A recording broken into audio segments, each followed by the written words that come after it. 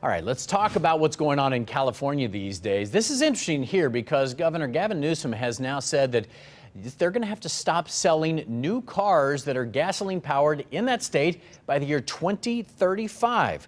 He says the law will cut greenhouse gas emissions by 35%. Okay, the rule doesn't ban people from owning gas-powered vehicles, selling them used, or buying them outside of the state. But again, by 2035, every new passenger car and truck sold there has to be electric or zero emissions. Michael Kelley, to me, it's part of childhood. It's going to take away my old gas guzzler, the old Mustang. What was your first car you ever had? I had a Mercury Lynx, which I could barely put my 6-foot-something body into and didn't have a rear defroster. Oh, man. So do you like this idea? I mean, this is just the way we're going. Here's what you need to remember, John, is, first of all, California is, if it was its own economy, is the 5th largest economy in the world. Yeah. They've been setting these trends all along. They're the ones who raised the amount of standards, the amount of miles that need to get done. Then as a result, the whole country, and for that matter, the whole world, reaps the benefits of that. This is 2035. We're headed towards an electric-powered society. It's not going to be the end of the world, just like it wasn't the last time we put these regulations in place, and the market's already moving there. All right, John.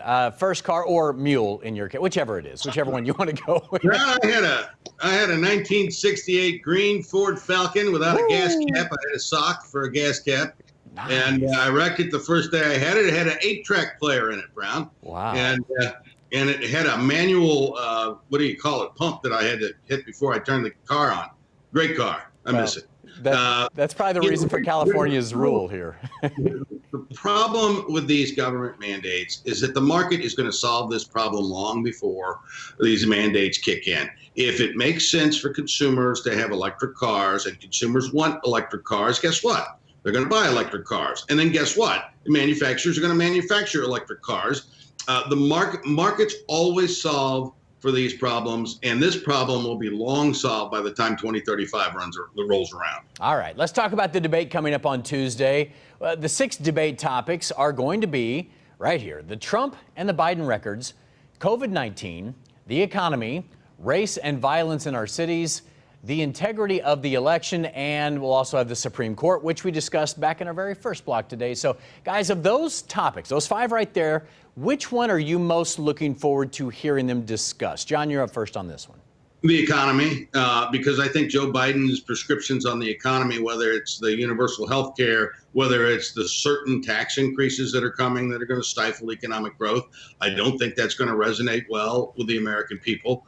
And to see whether either of these fellas are able to speak in 90-second sound bites or however long the answers for these questions are. That's going to be, for me, one of the more interesting things to see how they can connect with voters in these time constraints that neither one of them have had. Well, Biden has through the primary, but they've not been used to speaking in those kinds of snippets. Certainly the president is in that boat. That's going to be really interesting to me. All right, Michael. So this is a cop-out answer, but all of them, because they're all issues that President Trump has failed on. And I want to have the American people make sure that they understand how Joe Biden is going to do it differently. And I think it's important. On top of that all, these debates really wind up becoming about expectations. So many of us have already decided who it is that we're voting for. And Joe Biden, the president's called him everything but dead and senile, and et cetera. His expectations are extremely low. And here's a man who's going to get to be able to display his wares as opposed to racist and xenophobic comments that we're going to hear from the president. I'll be honest, I'm not normally a big debate guy because I think it's a lot of canned answers. The moderator's just trying to look good. I'm really looking forward to this to see how these two guys do back and forth. So a lot to see there. All right, still to come on Hancock and Kelley. It is time for final thoughts. Fall is here, cool weather on the way. Lake days are running out. That's a look at Lake St. Louis from our BMW.